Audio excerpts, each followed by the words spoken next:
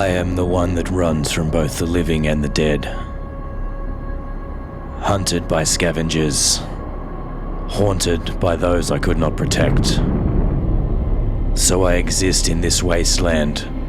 A man reduced to one instinct. Survive. My name is Raph.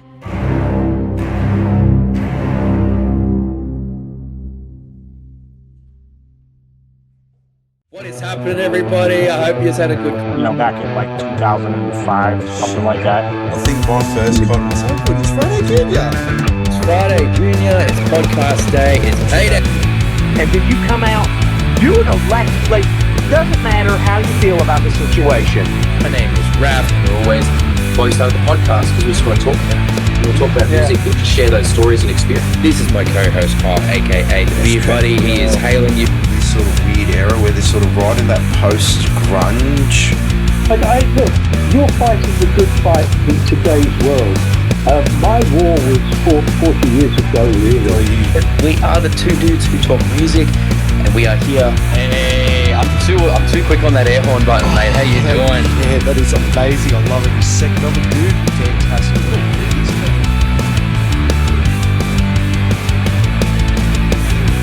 What is going on, everybody? I am the Reverend Raph. This here is my good buddy Kyle, aka The Beer Buddy. We are the two dudes who talk music, and we are back with another podcast episode for you guys. Now, today's podcast episode is going to be a little bit different.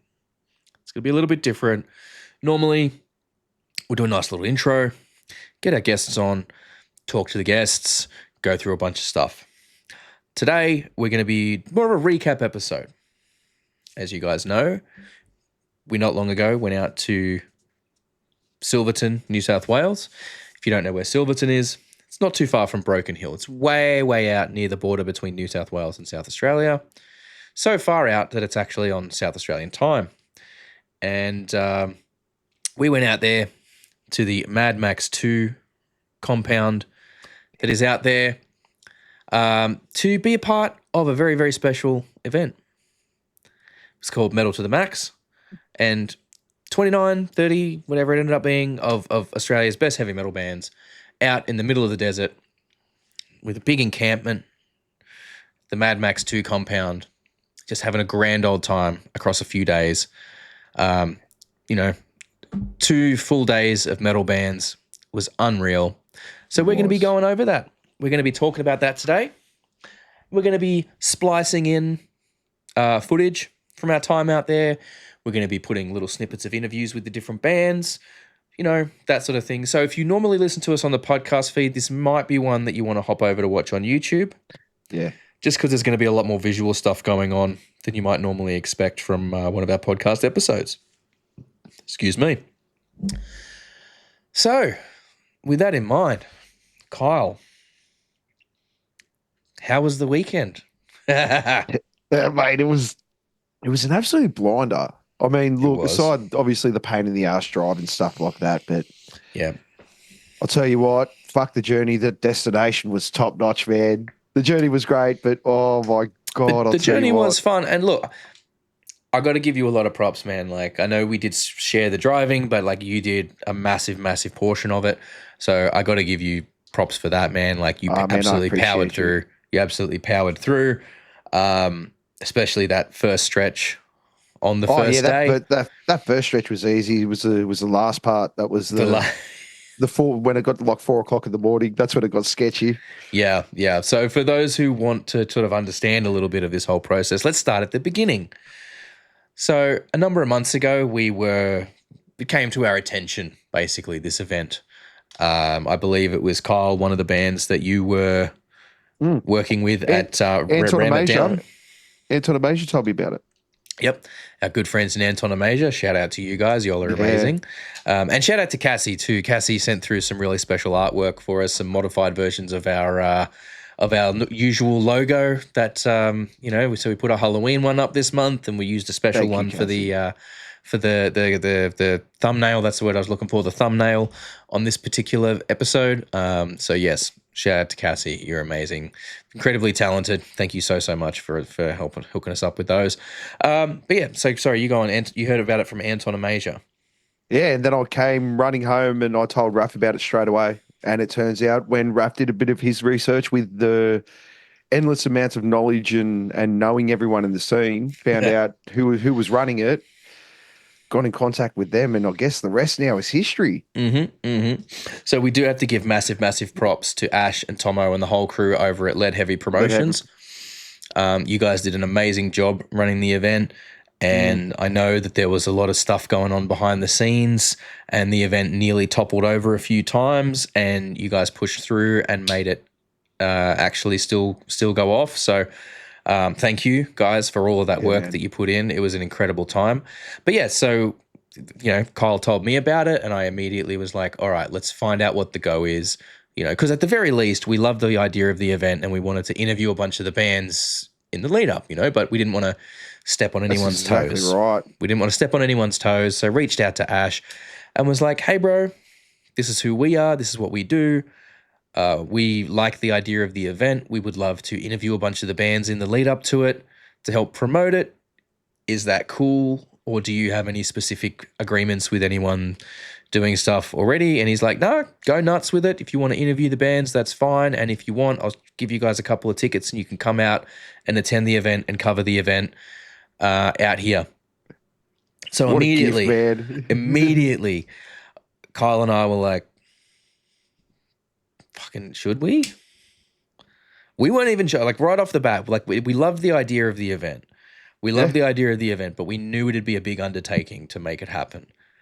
And we looked into options. I basically decided to just book accommodation nearby just in case. I could always cancel it as, if we decided it wasn't going to go ahead. Up to it.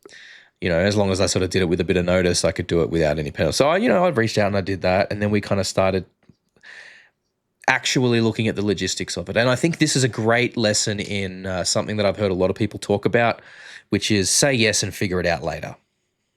If an opportunity comes your way for something really cool, say yes and figure it out later. Yep. If you have to back out of it, that's fine. You're allowed to do that. You're allowed to do that. As long as you do it with enough notice that you're not screwing anybody over. That's the big one. And for us, that's what this was a lesson in. This was okay, cool. Let's say yes, and we will work the rest out later. We basically gave ourselves until beginning of September, whether or not we were going to fully commit to it, so we didn't muck around Ash or anything like that. Yeah, exactly. And like this, this event took place over the first weekend of October. It's a long weekend in Australia. I'm not sure about other countries, but it's a long weekend all across Australia, so that made it a little easier in terms of getting there and back, having the time off work to do the travel that we needed to do. So, we were looking at it all, figuring out the logistics of it. What are we going to need to make it happen?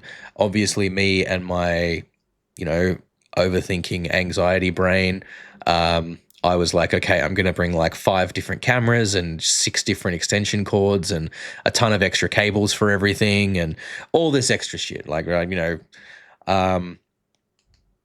and ultimately a lot of it didn't end up getting used, which, okay, cool. Like being the first one, we didn't know what we were going to need. Exactly. We didn't know how much of certain things we're going to need. Better over prepare. Yeah, exactly. And look, so now though, next year we can go in a bit more prepared and we know, okay, I don't need to bring as much stuff down, which is great. That's going to work quite nicely.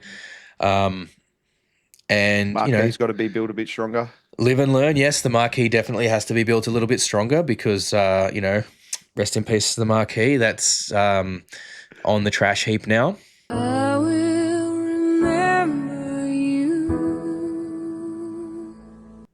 Almost lost my finger in the thing, so I'm not exactly too sad about that. But I mean, look, and so we, started out. We started reaching out to all the bands. I think I reached out to every band that was on the bill almost, and was like, "Hey, we'd love to interview you in the lead up to this." And we got, not everyone got back to us, and that's fine. I mean, there's no, they don't have an obligation. No. Life happens, and people. forget messages and things like that, which is perfectly fine. I mean, we had plenty of bands to interview. If you've seen the channel over the last while, you'll know that we spent 3 whole months interviewing 13 of the bands from the lineup. I think if we'd interviewed any more, it really would have been getting into piss-taking territory by that point. Yeah, especially with all the content that's going to be coming out after. Exactly. Look, I'll be honest. I'll be honest. I think next year we're probably not going to interview that many bands in the lead up. It'll be more of a save it all for there. Save it when we're out there, I think. We'll be talking about it heaps because shit, we're going to promote the fuck out of it because more of you people need to come out to this thing, man. You're missed out. If you were umming and ahhing, you missed out. Make sure you get on to next year. Yeah, if you were on the fence, don't be next year. You really don't want to be next year. Like, we are going to have, hopefully next year, bigger and better on our part, bigger and better on Lead Heavy Promotions' part. Really pushing the envelope. I think in the end there was something like 140 band members and crew, as well as about 200 plus ticket purchases. Yeah. Which was enough for the event to, sort of break even, maybe a little more. I know some of the proceeds, all the bands got paid. I know some of the proceeds went to the Camel Farm and the Mad Max Museum as well as a to help sort of support that, because Silverton is a very, very, very, very small town. It's like three streets and dust. So much dust. I've been seeing dust in my dreams ever since. And I got dust in places that I didn't even know I had places, to be honest. The gear is lousy with it.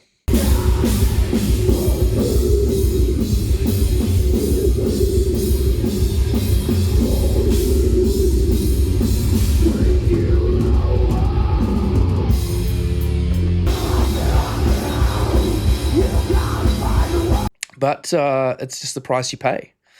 Yeah, well, that's the thing. I knew it was going to be dusty. I severely underestimated how dusty it was going to be, especially when you got 200 plus people running around the front of the stage, and they're kicking up dust everywhere. They're having the best time. And I think by the second day, we just gave up on the computer. Because the first day we were dusted it every half hour. The second day we just... Yeah, whatever. As long as it still works, it's fine. Yep. If it's running, it's running. And that was it, right? Like, so look, run you guys through how the weekend went for us. The Thursday before I flew down from Brisbane, went back to Kyle's place, chilled out with Kyle and the family. Yep. Beautiful family, man. I always love visiting you guys. Oh, thank you, man. It's always nice to visit you in person and to see, see the missus and the kids. It's a really nice house, a great family you got going there. Thank you, dude. I appreciate you. As someone who has taken the very serious choice not to have kids of my own, I like visiting my friends that have kids, because I can then leave afterwards. I get to, But yeah, so, went down there and we kind of chilled out for a bit, did a last minute sort of stock take on everything. And then about 10 p.m. we hopped in the car. It's 1,000 kilometres to Silverton. We've got a full tank of gas, half a pack of cigarettes. It's dark and we're wearing sunglasses. Yeah. Started heading off, man, and it was... the long road to the middle of nowhere. Yeah. It was exactly that. It was exactly as soon as we got out of Dubbo. Well, yeah, there was a couple of different ways we could have gone, right? Like, we could have gone down the south way, which would have taken us through Yass and then kind of around and back up. Or the way that we went, which was we went up through the mountains, through Katoomba and Lithgow, that's the one. Well, I don't know why, it was just escaped me. Yeah, so Katoomba and Lithgow and Dubbo, and then on our way through there, me doing my best to try and sleep which I can't sleep in a moving car anyway. I can't do it unless I'm extremely, extremely exhausted. Yeah. But whatever. We can sleep when we're dead, right? That's it. And then we went, going out there, and I think, like you said earlier, about sort of 4 a.m, we started to hit a bit of a wall. Yeah, the delirium started to set in. It was at that point I was literally hallucinating, like with I think it was just with the dark and the high beams and the trees and the shifting of the trees. I was starting to see things, like the trees were starting to form shapes the same way that when you were looking at clouds, and clouds kind of form shapes. So it was definitely time for us to have a bit of a rest. But I will say, prior to that point, we did make a specific choice to find a very, very remote spot on the road, like away from any towns, away from any lights or anything. Because, look, living in the cities, there's a lot of light pollution. And while we do get to see a bit of the night sky, like it's not as bad as some places. But, there's a lot of ambient light from different things around the place. And the bit of light pollution can... it can make it a bit difficult to really get the most out of the night sky. So we made a point to pull over at a rest stop, made sure it was nice and safe. We were out off the road. We were, somewhere that was safe to pull over like that. And we just got out and turned off the car and all the lights, and let our eyes adjust to the darkness for a bit. And really got to see a night sky that we don't normally get to see. No. It was unreal, I gotta say. It was so beautiful. That was a special moment. That was very cool. You could literally see see whole sections of star clusters. Nothing was spread out. You just see them all piled in together. And you could almost start to see like the cloud of the Milky Way galaxy at that point. Not quite dark enough and out there long enough for that, but it was pretty close. And it was when you're out there like that, you see it in a whole different way. You can see so many more stars, and it really, really was very special because like I said, we don't get to see that often. No. So that was nice. Making that little bit of time. That was a great idea. That was a great idea for the drive up there. Made you appreciate it a lot more. Yeah, breaks up the journey a bit, fucking too. Yeah, and so look, I mean, if you're going out for next year's one and you're doing some overnight driving, I encourage you to do the same.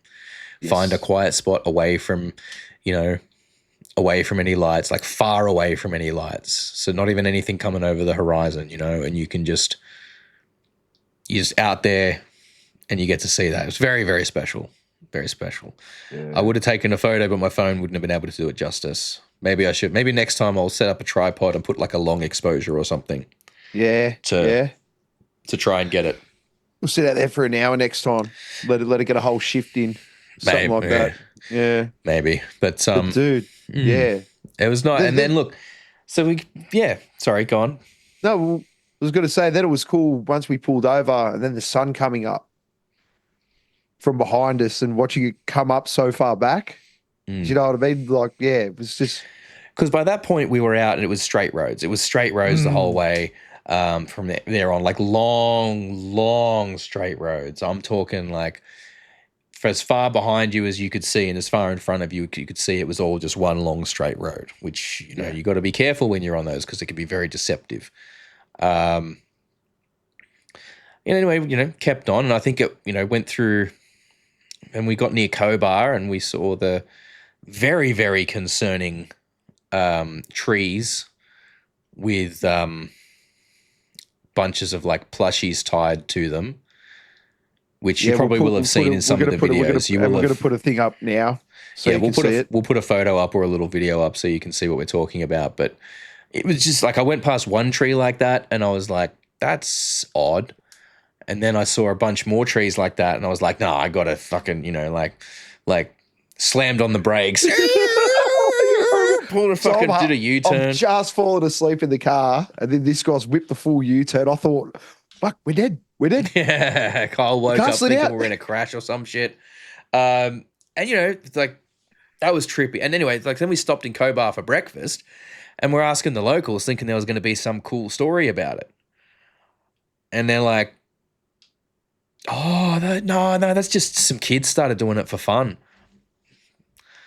Like, What a waste of a fucking opportunity. waste of an opportunity. Like, we're clearly from out of town. Like, give us a rib. Like, Yeah. take the piss out of the fucking out of towners, right? Like, isn't that what Because we small would town have people do? we would have ran to fucking Broken Hill, and we would have told everyone of that camp Yeah. that cool. Like, we would have told everyone that cool bullshit story. Yeah. We would have made a video on it. We probably would have done a video on it. Yep, absolutely. But anyway, it continued on. Eventually got to Silverton, checked into the cabin at Beautiful. yeah, Great choice, man. Penrose That was- Park. If you're ever Big out shout that way out. and looking for somewhere to stay, Penrose Park, they'll look after you. They got you set up. They're good. They got you set up, and the cabin was nice. Like, the cabin was really good. Like, we did toss up the idea of camping, but we had way too much gear to do camping. We needed a place to clean everything and recharge devices and all of that good stuff. So we needed somewhere like a cabin there. And so yeah, if you're ever going to be out that way, and look, if you want to check out the area there, but you don't like camping, yeah, you go to cabin at Penrose Park. They'll get you sorted there. Sleep's 5, so if you can take the kids out with you or whatever, they'll get you all sorted. And then obviously went down to Silverton Hotel. Put these out. Guess what? We made it. Guess where we are? Me and Raph made it. There's Raph. We're here, baby. There's Raph, baby. We did it. We made it. Fucking here, baby. 15 hours. We left at 9 p.m. last night. Some bullshit like that. We made it. It's time for a schooner. You want a schooner? Absolutely. Let's go. Let's go.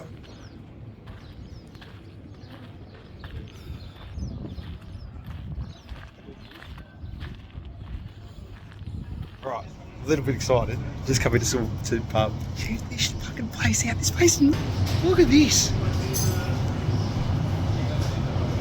Look at this joint.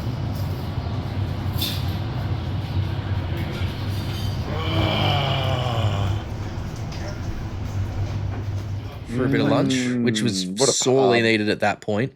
That's a good old Aussie pub out there. Great food, really nice setup. It looks like they do a bunch of country music events out there as well. So Yeah, it looks like through their local radio station too. yep. So check those out too. If you like your country music, maybe keep an eye out for any of those kind of events happening out that way. Make a point to check out some of those. And I think at about that point, the Anton and Major crew rocked up. Oh, look at these fucking troublemakers right here.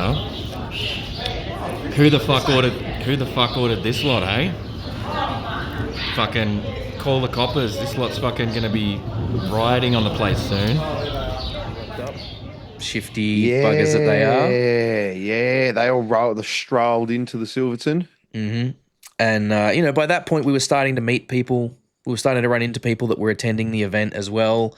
We met this really nice couple that had traveled down from Darwin Yeah. for it. Like, they'd spent, a week driving down from Darwin. Yeah, they took their time. They made took a holiday out of it, made a whole trip, really driven through the guts of the country to be there, which is amazing.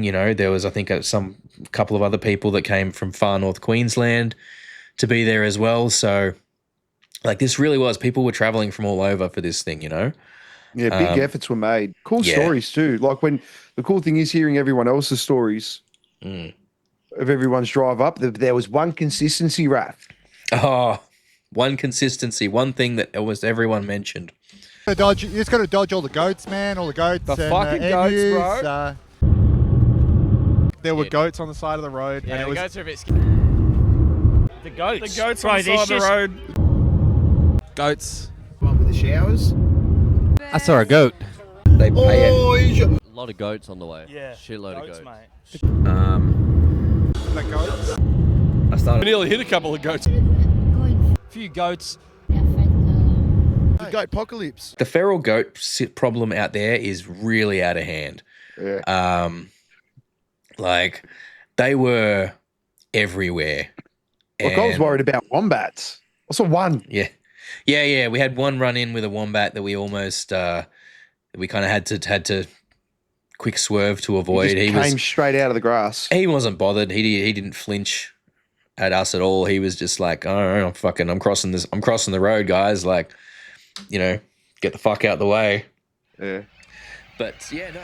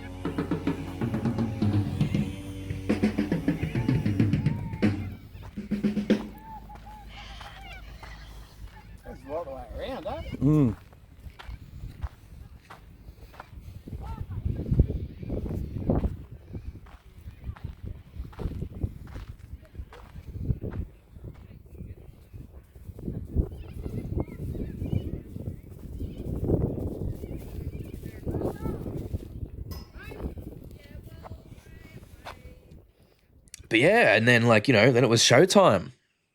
We went out to the site and we went out there the day. So yeah, that was the day before. So this Friday, is the day before. yeah. So this is Friday. This is Friday we went out there. And fuck. What did we walk into, Raph? Oh my God.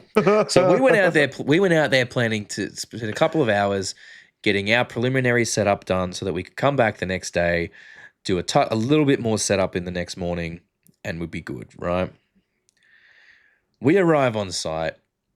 There's a bunch of people scrambling, trying to get a big tent erected. I use that word specifically because I wanted to say erect because it's a fun sounding word. Trying to get this big tent set up, and it was at the side of stage so that the bands that were about to play could put their gear there. They'd have a staging area to get ready. But it was windy, man. It was windy as balls. I think it was kicking up to 30K winds or something 30, 35, something like that. So, yeah. If you imagine the difficulty putting a normal tent up in those kind of conditions, this was way worse because it was a big, and it's a waterproof one too. So air's getting through it. It was it was 6 or 7 meters by 6 or 7 meters. Yeah. It was a big space. And it was just, trying to get that set up was a nightmare. So I think we spent an hour just helping the crew, holding poles and leaning back to stop shit from blowing away and hands getting red raw from all of that.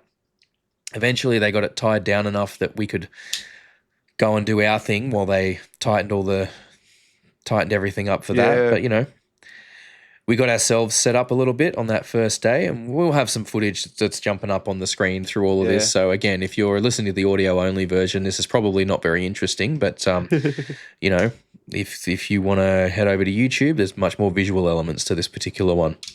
So yeah, that was kind of day one, then off to town to get some dinner, and then got to the real meat of the weekend, which was a whirlwind almost, really. Like I said, we did our first interview with Spiro that day. Spiro, the hype guy. Big shout out to you, Spiro. Shout out to Spiro, man. Man, much love to you, man. So much. So you're doing so much good for the scene. All right. Yay. Well, camera's up there. Camera's up there, but what is going on? Welcome. I don't know if y'all can hear us, but they are currently sound checking for some of the bands. And we are here. We're going to do our first interview of the day with our newly acquired friend, Spiro the Hype Guy. Say something for the people. Hype morning, everybody. How are you doing? Hype morning, everybody. And I'm here with you all at Metal to the Max. Hell with yeah. With these cool motherfuckers. Swear all you want. We're fine, my man. We're fine. Yeah, so how are you doing today, my brother? I am ecstatic. I love life. I love people. I'm always grateful every day to wake up and experience a new day, man. What a legend. Love that attitude. I love that, man. And how was your trip out here? How was your trip? Where did you travel from? How did you travel out? Okay, so I traveled from Mildura. Yes, and we got pretty lucky, I reckon, actually, because the roads would have just recently gotten smoothed over, I reckon. Yeah. So yeah, I think we were pretty lucky in that way. It's very smooth sailing. I loved it. So mate, how long have you been doing the YouTube game for? The socials and that? Honestly, I started 3 months ago. All right. Look at you, go hard, man. Love it. Well, bad. Yeah. It's great work. Yes. Great work. And you've been really supportive of the festival. I mean, I've seen you've been doing a bunch of videos and all that. Yeah. Reacting videos to the bands, talking about the festival and everything. So, we've been putting a lot of work in too. We appreciate seeing other people do the same thing. Makes us feel like it's a worthwhile cause. Like-minded people. Absolutely, man. Absolutely. Yes. Well, if people want to follow you, where can they find you online? They can find me on the _hype guy. I'm pretty sure, yes. Yeah. On what platform is that? On YouTube. On my TikTok, it's Zero the Hype Guy. Same with my Instagram. And even my Snapchat, if y'all roll like that. Wonderful. Nice. Yeah. You're doing a lot of work there. We did our first interview and a big fucking gush of wind came through and fucking snapped right in the corner. Yep. And look, I got to give a big shout out to Ash from Lead Heavy. Like, loaned us some sync bolts for the marquee there. Definitely getting more of those for next year. Yes. Not taking any chances, making sure that everything is tight as a mother. But yeah, so yeah, we did our first interview with Spiro. Look, that dude, go and follow his YouTube. Like, the Hype Guy Spiro, he's out there, and crazy. He's a good dude. But we love him. Good dude, man. Really good dude. And he's much like us. He's just extremely passionate about music and likes finds the joy in just sharing that with other people, which is, is what we're about. So yeah, man. It's all love. It's all love, especially out there when everyone had traveled so far, So yeah, we were out there. We did the setup, the final setup, did that first interview, and yep, fucking gust of wind, took the marquee, snapped one of the corners. We had to cable tie the fuck out of that. We MacGyvered that fucking thing. It didn't move for the rest of the weekend. Like I said, it almost ate my finger. Some of the one of the struts had buckled, so I grabbed a selfie stick and braced it with the selfie stick and fuckload of gaff tape. If you're buying by the way, if you're buying gaff tape and you're not buying Nashua, you're wasting your time. Nashua gaff tape is the GOAT. Please sponsor us, Nashua. Look, anyone who's in works in the music business knows Nashua is the gaff tape, and that you're wasting your time with anything else. It's thicker than the rest. It's tougher. It just it goes really, really hard. And it's even hard to rip. They're not paying us to say that. Honestly, they're not. It's I have been, I was when I was studying music at TAFE and music production. It's Nashua or nothing. You know what I mean? Like, that's end of story. It's the stickiest stuff. I know this sounds like an ad. I know this sounds like a paid advertisement. I swear to God it's not. But anyway, so we gaff taped the fuck out of everything and cable tied the fuck out of everything, and hope to God that it worked, because we weren't going to find anywhere to buy another marquee. It was that, or we were doing it under the fucking beating sun of the desert is what was going to happen. One or the other.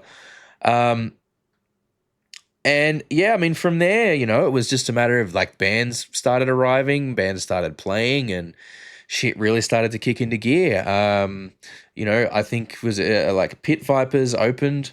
Yeah, the they weekend. did, man. They put the wind in everyone's sails, man. They really did. It was hectic, man. We knew it was a great idea.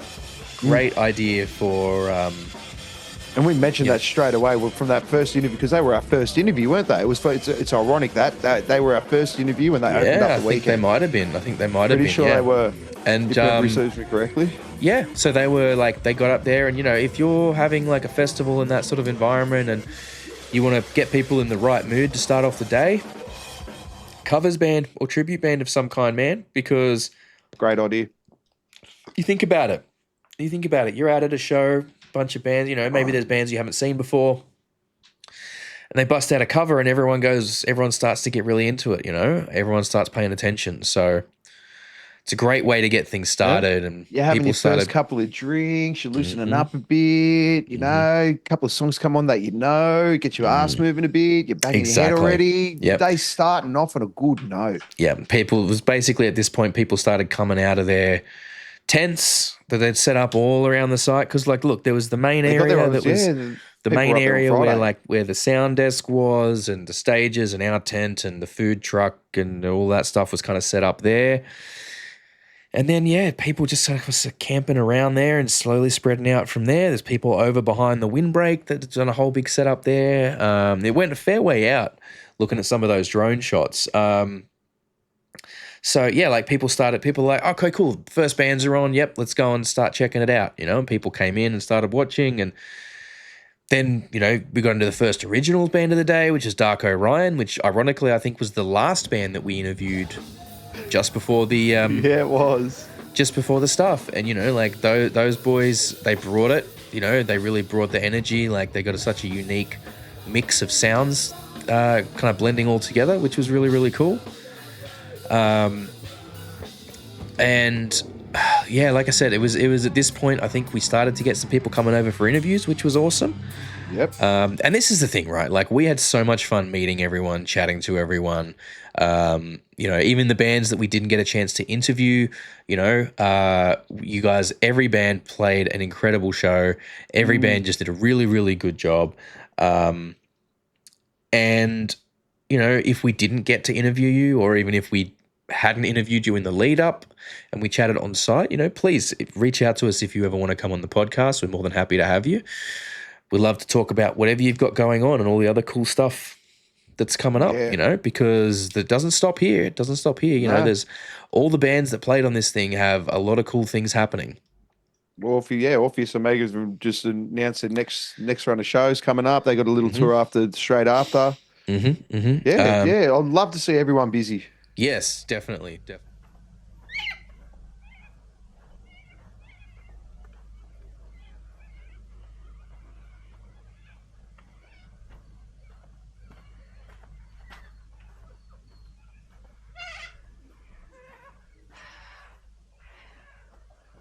So then the day carried on, and there was so many killer bands across the day. And I mean, look, here's the thing, right? We've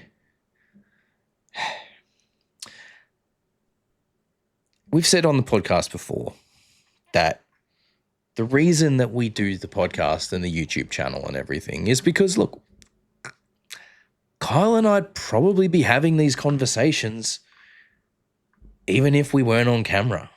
Yes, these are conversations that I have with people my old bandmates still. Yeah. Like we talk about this stuff all the time, not just to each other, but to anyone who will listen.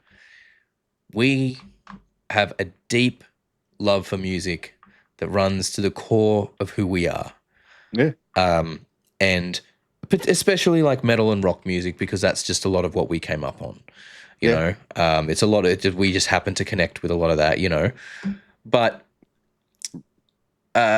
it's just something that we think is it's cool, and we just get so much out of it, and we've had so much joy out of it all.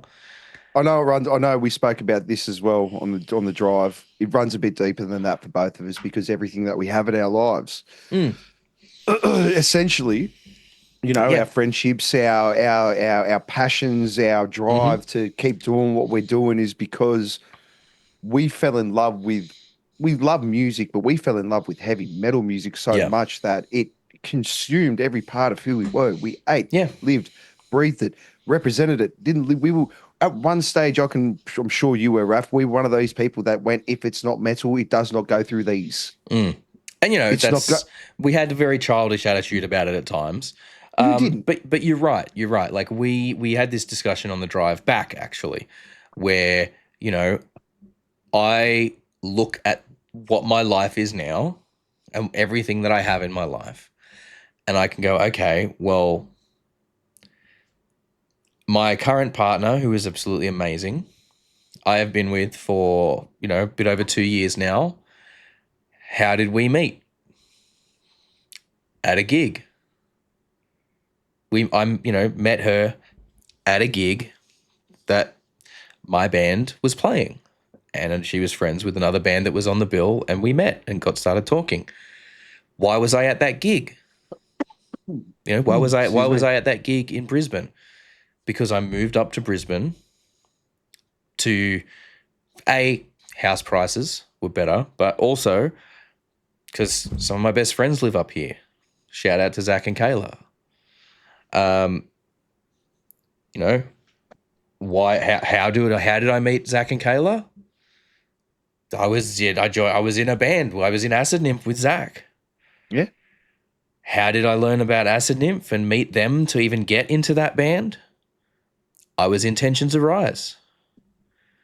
Why was I Intentions Arise? Because I liked heavy metal music and I wanted to play it, and I was looking around on the forums for people to make music with, and Kazzy was posting on there and we got talking. It's weird. We can basically pinpoint the exact moments our lives started. Like, and it's not saying the day that, I guess it's the day that we were reborn into the people that we decided that this is a trajectory that we wanted to go on. It's just, it's just one of those things where when you get down to it, it's like there's very, very few things in my life right now that do not stem from a connection back to metal and music. Yep. Even my friends, most of my friends that are not from the metal community, I met through a group that I started getting involved with through someone that I knew when I was at TAFE studying music. Had I not gone to TAFE to study music, I wouldn't have gone to that other group and I wouldn't have met those people. Yeah, it's like my drinking buddies. They're all concert buddies. And the people, about the only people in my life that I don't know due to music and metal is my family, my blood family. So, yeah, to say that when I say that everything I have in my life now, that my life is the way it is now because of heavy metal and because of music. We're the two people you can never say to us, it's just music. Because it's not just that. It's not just that to people like us. It runs so much deeper. It runs so much deeper. And that's what we mean when we say we would be having these conversations regardless of if it was on camera, on YouTube, on a podcast or not. And, to have so many bands and so many punters at this event, express their appreciation for what we do was, it was humbling. It was heartwarming. It was, dude. It's like, okay, cool. We are doing something right. We're doing something right. And we're, we're not changing the world out here. We're not trying to change the world. We just are doing what we can do to try and support the scene that we love, support the music that we love, promote the music that we love. And that's really that's the whole point. That's why we do what we do. And to see the love that people had for that and the appreciation that people had for that was, it was amazing. It was so heartwarming. And people were telling us we were listening to the whole drive up, listening to you guys' podcasts. I'm like, I couldn't think of nothing. Suckers for punishment. Yeah. But we appreciate it. You have no idea. Yeah. Like, I'm not going to lie. Got a bit teary when that marquee was up and, we were standing back and looking at it. And, those first lot of people that came up and said something to us. Out of everything that I've sort of done in music and stuff like that, this... musicians do it. I guess musicians do it for themselves, whereas this, I guess it's kind of a selfish thing because hey, we're getting to do what we love, but it's purely an unselfish act. Like it's just we're just trying so hard to get everyone else to see what we see. And look, we got to give we cannot stress enough how much appreciation we've got for everyone that all the bands that took the time to interview with us as well. That you guys are the point. You guys are the reason we did it. Like Kyle said it a few times to the bands when we were out there. Like without you guys playing your music, we got nothing to talk about. And we, as much as you guys appreciate what we're doing, we appreciate what you're doing. Yeah. And you guys give us a reason to do what we do. Give us the content. And, but I do also need to give a shout out to RW Promotion for the banners that you guys hooked us up with. Yeah, man. Unreal. Those things took a fucking beating. They took a beating out there in the desert and, they survived. They look good all weekend on camera. They look great on camera all weekend. You know, like I know you guys did an amazing job for us, hooking us up with those banners. And you know, if you're in Southeast Queensland and you need promotional materials, hit up RW Promotion. Honestly, they do great work. They are great people. You know, they got you covered. They do they don't just do banners, they do everything. They got like badges, like digital flyers as well, stickers, labels, like posters, everything. They got your whole thing covered. So RW Promotion, we'll have a link down in the thing so you can go and check them out. Great work from those guys. Like those banners really took a pounding. They did. They did. But, you know, yeah, so like we carried on. Obviously, you know, we went through all those bands that we interviewed on the first day. And again, thank you so much to everyone for coming over and talking to us. And as well, the crew from Flames of Anubis also, like they put on a bit of a fire dancing show later in the evening. How's your eyebrow going, mate? Yeah, it's good. It's good. I think it was this one. Yeah, it was that one. Little singed. Yeah, they got a bit thin. I could smell hair. Yeah, Kyle got a touch too close. They said stay behind the rope for a reason. I was up against the rope. But that's the cost of doing business. I knew what I was getting myself in for. It is. But you know, we got some amazing footage of them doing their thing. You know, it just looked absolutely incredible. If you've seen the interviews, look, by the time this goes out, most if not all of the interviews with the bands and everyone should be up. And if they're not, the last ones will be going up in the next couple of days. And, you know, like, yeah, the fire dancing, and then look, the first night being capped off by Witch Grinder. And 20 beers. 20 beers on not 20 beers on no food as well. Oh yeah, that was right. I forgot to eat that day. Yeah, it was so much fun filming all the bands and filming all the punters and talking to everyone. Sensory overload. Overload. It was all that dry air you could breathe. That killed me. The look, Queensland humidity destroys me. But so did like the lack of humidity out there as well. Honestly, like the dust and how dry it was. Like I'm like a rose, man. I need like perfect conditions. I need perfect like pH balance in the soil. I need the perfect humidity. I need it's too humid in Queensland. It was too dry out there in the desert. Like I don't know, man. Just the dryness and the dust was killing me. And I'm a feral goat. Chuck me anywhere. I'll be a bit shit for the first 2 or 3 days, but I'll adapt. And plus the other thing is, right, like we were working the whole time, right? Oh, we like, were. It was great. Don't get me wrong. It was a great time, but we had to be on. We had to be working the whole weekend. You know, we were, you know, like much like Ash and the whole crew, not to the extent that they were working, but no, you know, they were on. They were on, but we were, you know, we were talking to bands and stuff the whole weekend and trying to keep up with it all. Like, you know, I must have had, like, I drank so much water. I drank like 8 bottles of water and was still dehydrated the next morning because of how much we'd been talking, how much the dust was out there, how dry everything was. Like my fingers were getting all like peeling back and shit. Yeah. But the skin on my thumbs around my fingers were crap for the whole week. Oh yeah. And like, yeah, you're drinking, you put your drink down, you pick it up, and then you're like chewing dust with your next couple of mouthfuls. It's mate, well, I can already see the messages from Ash and all them boys hammering us after they watch us going, you fucking pussies. Yeah. Look, man, I do not deny it. Okay, there's a reason I don't do camping. I can barely deal with glamping. Okay, like I am a pussy at the best of times. Okay, don't hate me for it. I'm a wuss, man. I'm a wuss. I am. I truly am.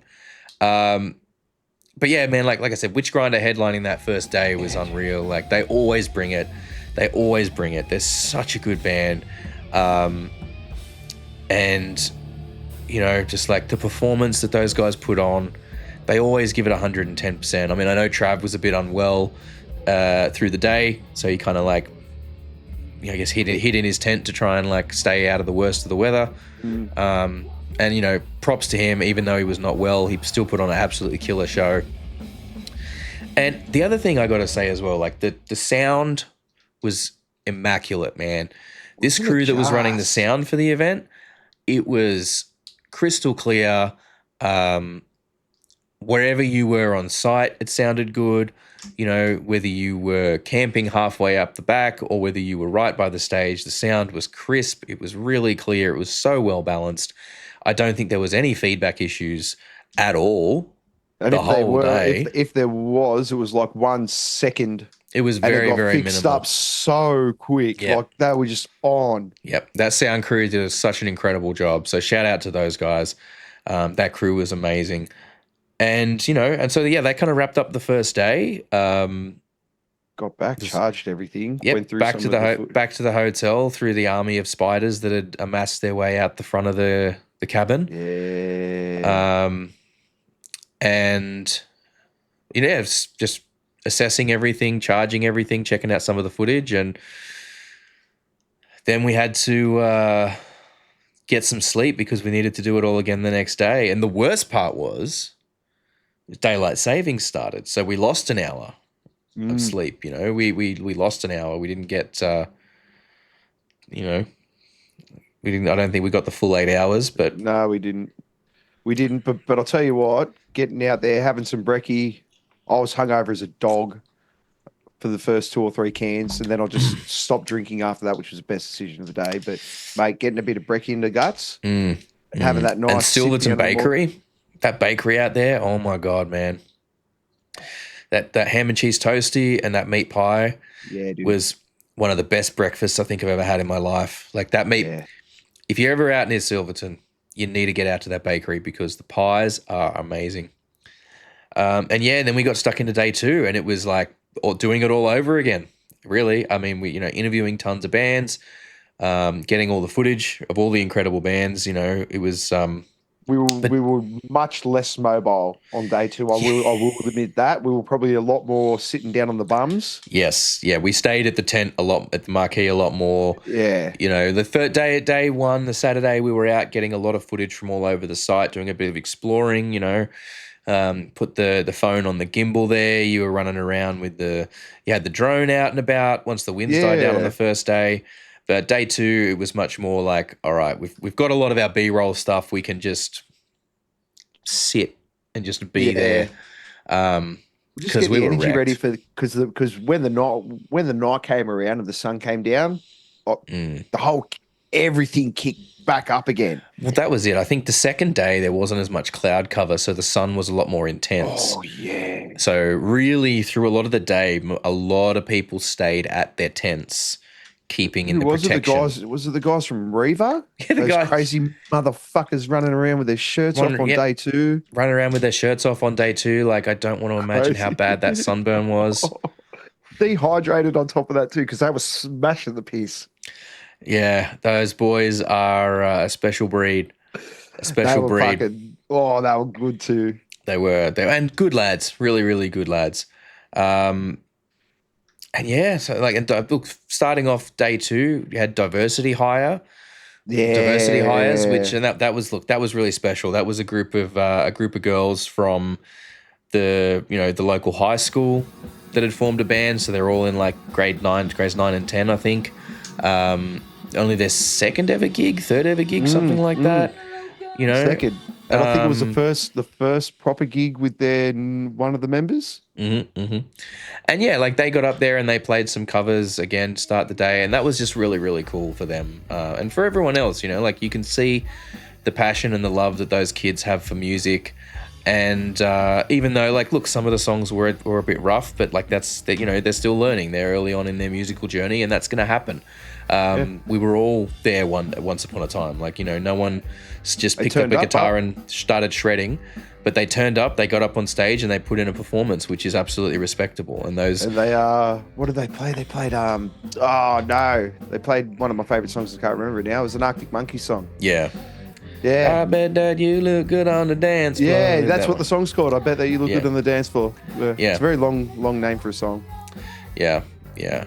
But, well, yeah, they should have been like, that's like a pop punk or an emo song title. It's that long. Yeah. But, you know, like, yeah, they got up there and they absolutely, like, knocked them out. They gave it everything, which was great. Crowd was very receptive and good on you for being so crowd punches. Yeah. You were very good. Very, very receptive, very supportive, which was amazing. And, you know, like I said, Hopefully like we'll be seeing them in Sydney soon. Fingers crossed. And look, whether they continue on with that particular group or whether they, you know, go different directions and find their own ways, I think all of them have the opportunity to really, you know, make something with music and enjoy that journey and really have that be a big part of their life as long as they want it to. Yeah, and then, like, you know, then it really kind of started kicking into gear, like got into day 2 with like PTL and Liberated and Maxim. Bro, weren't PTL something special, man? They were pretty fucking good.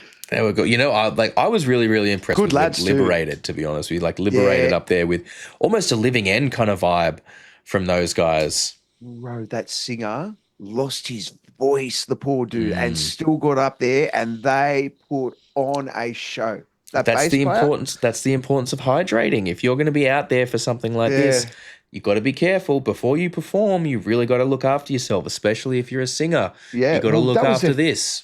That was their first gig in like 15 years or something like that, 10 or 15 years. It was something stupid. But dude, look, regardless, they put on a show. That bass player, you were an energetic mofo. I loved every bit of it. It was good. Good shout. Brilliant. And, you know, and like we said, Maxim, you know, we interviewed Maxim on the podcast in the run-up, like such great people doing the kind of like power metal type thing almost. And they got... So fitting. You know, they got their kids up there to help out with stuff. And they played, you know, did a cover of We Don't Need Another Hero by Tina Turner from the Mad Max 3 soundtrack, which was, you know, super appropriate. Like, you're out there. I know it's 3 and it's the Mad Max 2 compound, but come on, like it doesn't matter. Mad Max, doesn't matter.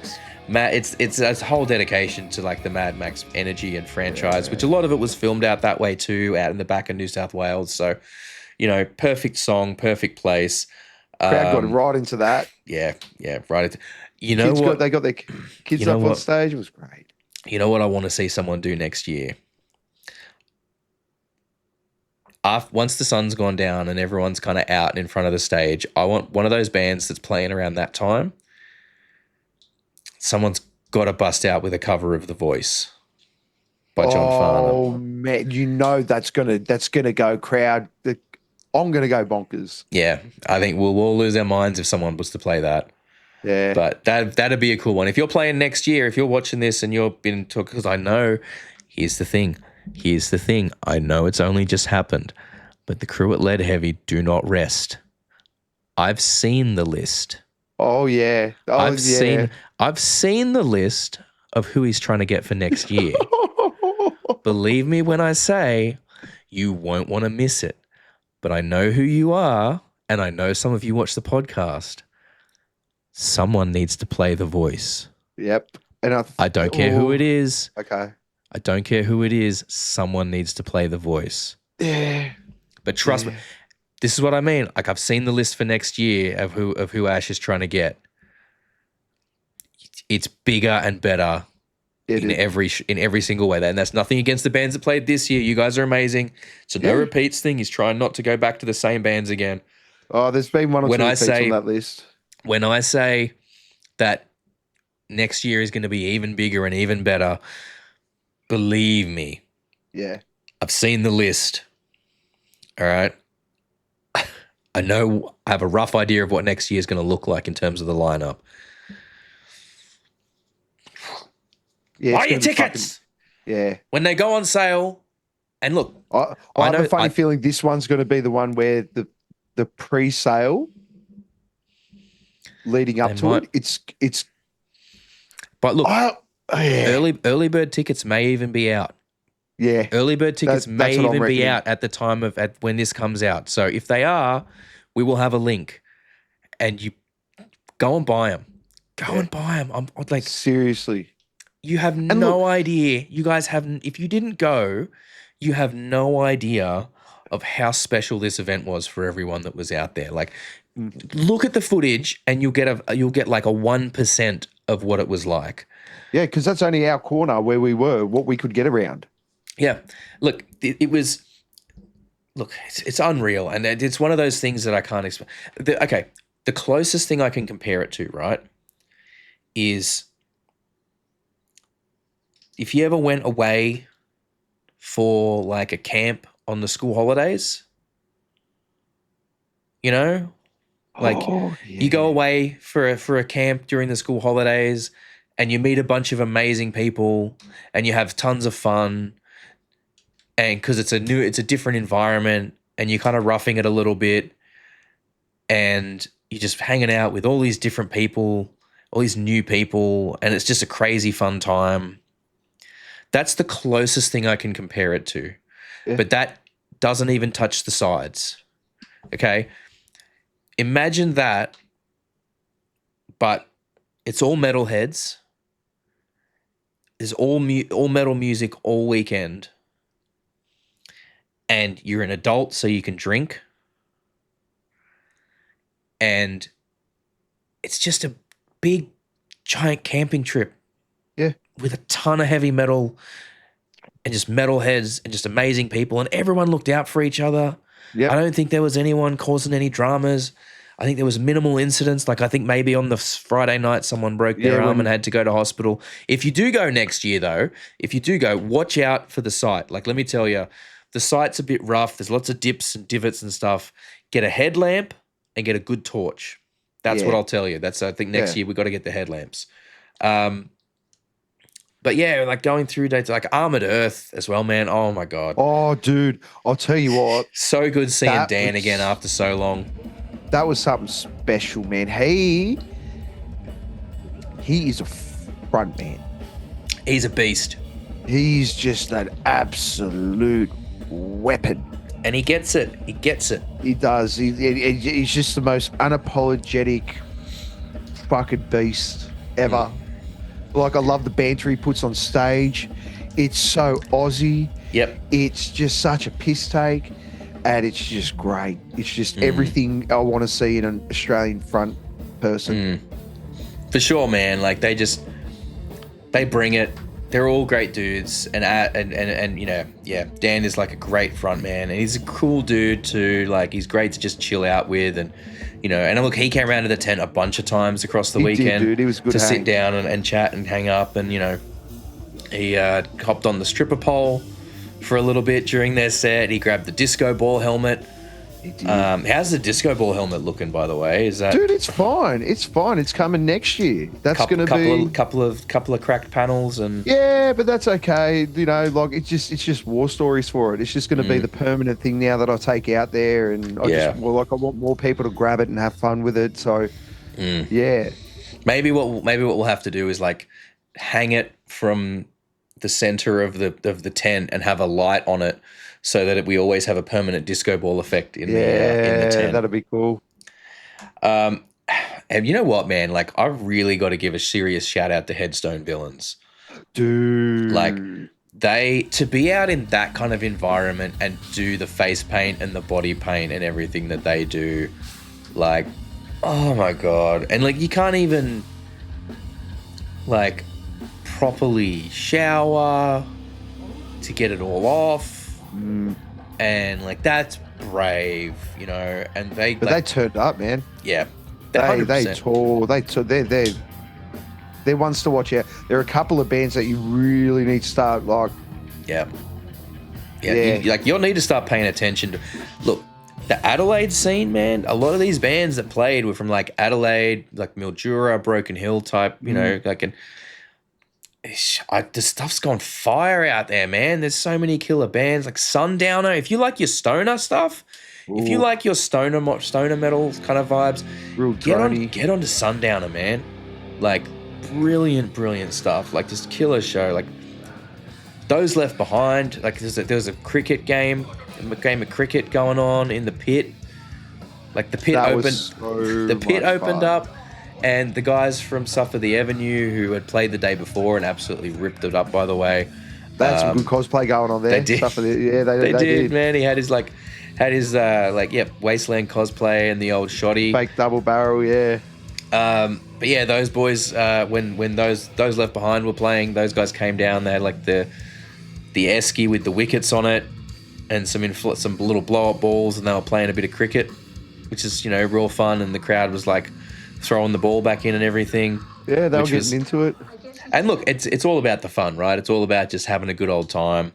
They did a great job, and then we really started to get into the tail end of the event, man. Like Headboard just really started ripping the place up. Firestorm playing just as the sun was going down. Dude, great job, Firestorm. Oh my god, they were like, it's all cool hearing them on like we listen to them. All that. But when you see them live, and then I go back and listen to the music again, because that's what ended up happening when I did the video for the Firestorm clip. Because I came back and I was listening to it, I'm like, that's the song right there. That is it. And it just, it was just, killer Ash job, really, man.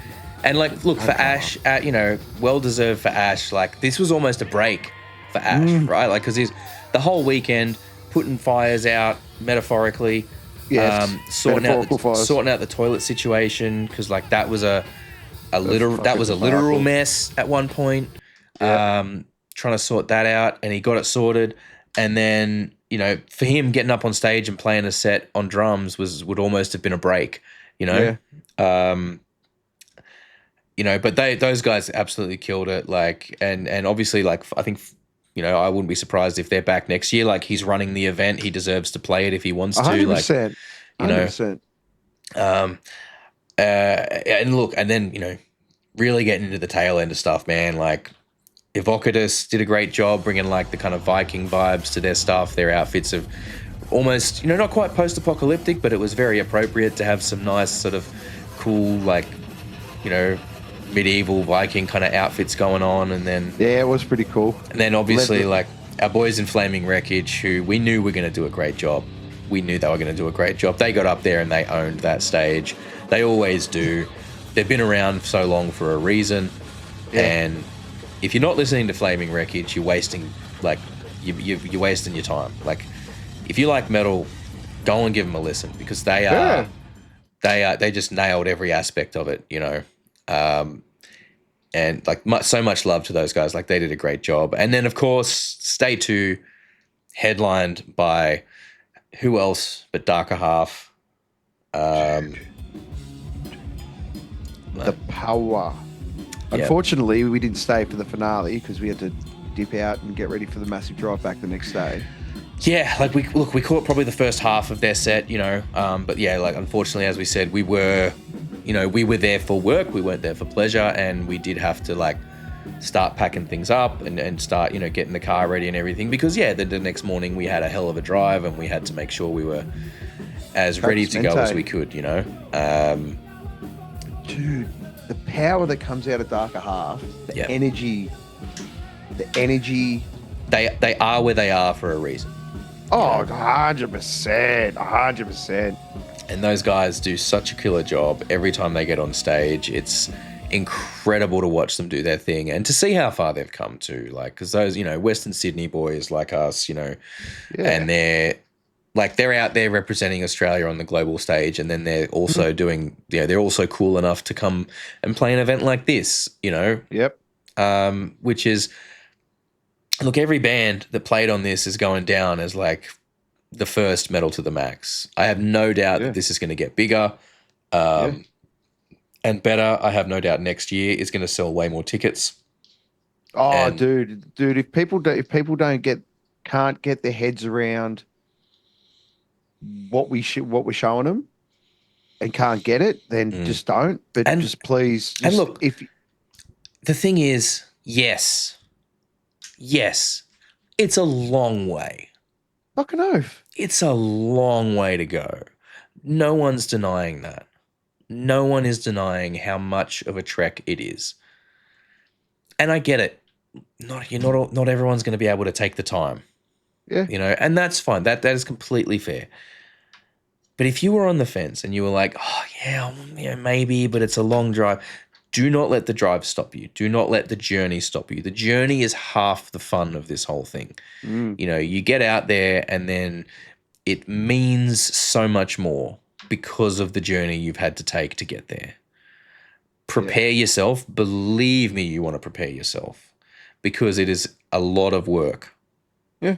Over prepare, and that way you can never underperform. Buy a decent quality tent. Buy yourself some drop anchors rather than using tent pegs. Ideally, you want something that's low lying or that has like lots of slope so that when the wind comes, it kind of goes over it instead of into the side of it. You know, but just prepare, and you'll be fine. Yeah. But hey, like we said, there was a lot of work went into this event from the bands, from the crew at Lead Heavy, to all the people traveling there. And to every person, genuinely, to every person that came and spoke to us across the weekend. Yeah. We appreciate you guys so much. You know, you guys, our winners. You guys made it worthwhile. Yes, our competition winners also. If you bear with me a moment, I will try and get their names. We'll be sending you those gift vouchers out very soon. Yep. Kyle has got the addresses from the inbox and he will be sending all of those out. But I am just going to grab the names and details of everyone because we want to give them a shout out. So Rob Volant, we're going to put the photos up as well. Of their cosplay, because it was some banging cosplay. Costumes, cosplay, outfits, just crazy stuff. So Rob Volant, Crystal Evans, and Ash Lowe. No, sorry, not Ash Lowe's. Ash Lowe's is from Demon Head, and he's a good dude for sure. I got to find this other guy's name though, who sent out who we need to send the thing to. My apologies. I'm trying to find it. It's in my inbox there. Oh, there we go. Yep. So Peter Marks, Rob Volant, and Crystal Evans. You guys are incredible. Loved the outfits. Absolutely amazing. If anyone is coming next year, right? If anyone that's attending next year, don't be afraid to get in the costumes because the costumes and the outfits really were. They add to it. They add to it so much. And when you've got an environment like that, it's a great chance to just kind of go a bit Burko. You know, you can go a bit wild and just have a lot of fun with it. So get your feral goat on. Yeah. Man, I think that needs to be the slogan. Ash, if you're watching, I think that should be the slogan for next year. Get your feral goat on. But really, this is a chance to kind of just get out there and, you know, on the drive, you really get to see some of the country. You really just get a sense of what the country's been through. You get to see regions that have been devastated by bushfire and are regrowing. You get to see just so much of this for people like, you know, like because Kyle and I don't get out to those kind of regions. So, we got to see a side of the country we'd never seen before. Yeah. And it was beautiful. It was beautiful. So it was like being on the cruise ship all over again. When you're sitting out there in the middle of the desert or the ocean or whatever, it makes you realize how much of a grain of sand you are on this. Well, yeah, that's it. There was one point that was really unsettling almost, where we were out there and in every direction it was just so wide and flat that the horizon was obscured by mirage in every direction. You know, like that's sort of the sort of heat mirage, right? And you can't see the horizon from that. And it was very surreal because it almost felt like this kind of like ethereal environment or like a non-physical plane in some sense. Yeah, you were driving through like a filter or something, and then all of a sudden coming into a town. The town had render in. It was like everything was trying to render in on a video game. It was crazy. And the town had just eventually render. But yeah, and then obviously, we packed up our stuff and the next day kind of set out fairly early for the drive home, the long drive home. We smashed that out. That was great. We did. So we did. It was so much easier going. Well, because we got a full night's sleep before, that's the thing. Yeah. That's the thing. We didn't get that on the way out. I'd strongly recommend, if you're heading out there, take as much time as you need. Plan it out. Don't rush it. Better to arrive, if you're getting a bit late, you're better to arrive late than not at all. You got to watch out for that wildlife. And some of the roads get a bit rough out there too, so please just watch out for the potholes and drive to the conditions, because there's some sections where it was 100 or 110 and we just had to drop it down to like 70 or 80 because the roads were such poor quality, or the wildlife was all up on the side of the road and we didn't want to risk something running out and not being able to stop in time. Common sense, really. Yeah, for sure. But so that was our experience with Metal to the Max. I wouldn't change it for the world. There's been so much, we will have splashed up tons of footage and spliced in a bunch of footage of everything while we've been talking about this. And there's, look, like I said, or I've said it a bunch of times already, but if you were on the fence, just go next year. I'm begging you. You will not regret it. You will not regret it. You will have a great time. There is so much to experience out there. If you really, really want to take your time going out there and go out there across a couple of days, make a trip of it. That's the best way to do it, I think. If you're worried about how far it is, make a trip of it. Do it across a few days. Do some sightseeing, stopping along the way as you go. And bring the family. Honestly, yeah, dude. Kids love heavy metal. They love the freedom of it. They love the environment out there too. Kids are running around. The kids were running around like crazy. I saw kids picking up the goats and carrying them around. Just get amongst it. Just get amongst it. You're going to be hearing all these mad stories and seeing all this mad footage, and the footage is already coming out thick and fast. You know what I mean? Bands have really jumped on top of this, and it's great to see. And you just don't be sitting there wondering. Mm-hmm. And bands too, right? If Ash reaches out to you guys about playing Metal to the Max next year or any time in future, is it a lot of work? Yes. Is it a slog to get there? Fuck oath. Is it Anything worth it? doing is hard. Is it worth it? Absolutely, it's worth it. I don't know. I'm never going to say that you have to do something if it's not going to make financial sense for you.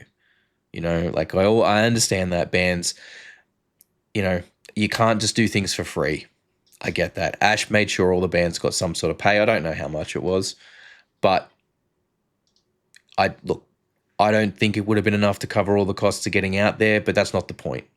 That's what your merch sales are there for. They had a merch tent set up for everyone as well. They did have merch stands, but look, even if you don't make your money back on something like this, there's the whole point of an event like this is one you do for the experience.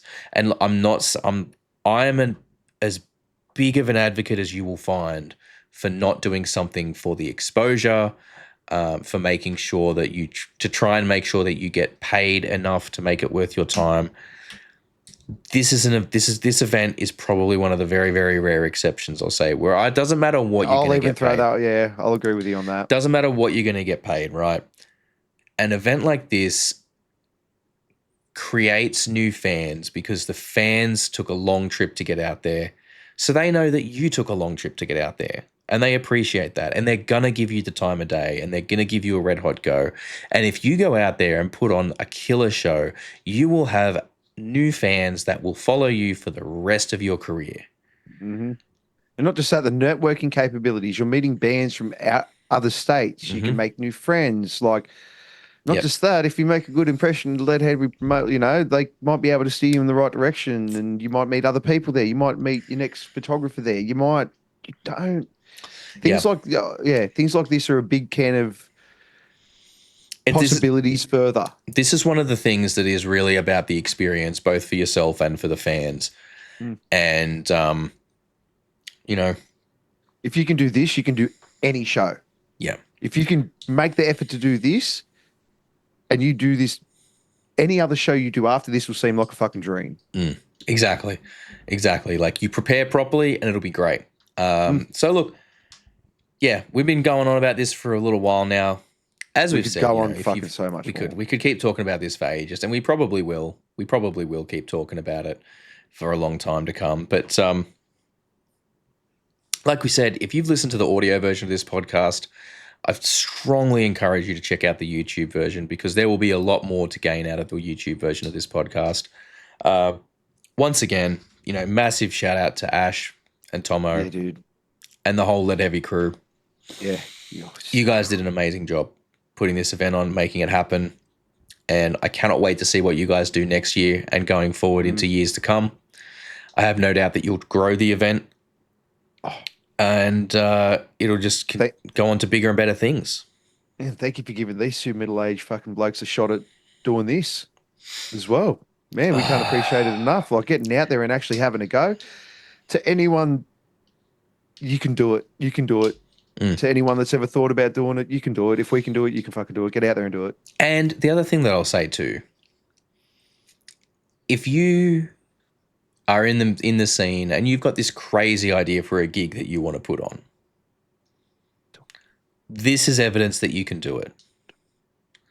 If Ash can make this event work, you can make your event work. It's as simple as that. Sometimes you got to take a big swing. Are they always going to work? No. Is it worth it? 100%. When they land. Because when they land, you can, you know, might be overstating it, but you can make history. Yeah, you can. Well, man, you can change. You can change a lot. You can change a lot of people's lives. You know what I mean? Like, yeah. So, look, we'll wrap it up there. We'll throw in at the end of this episode, you know, some more footage and some more clips of stuff from the weekend. And look, with all that said, there's only one last thing to say about Metal to the Max. And that is, shut the fucking gate. See you later, guys. Peace. Thank you so much for hanging out with us today. We really hope you had a good time. If you did, please consider hitting that subscribe button and the notification bell down there. It helps the channel grow. We are still a fairly young channel, and we like to try and grow our audience all over the world. We do also, for those of you who are interested, have a Patreon. It's just a couple of bucks a month. At the moment, you get all the videos early and ad-free, but we are working on ways to increase the value of that and make it a bit more enticing. So don't forget to keep an eye out and check back on what's going on over there. Other than that, thank you so much for your time. Enjoy the rest of your day.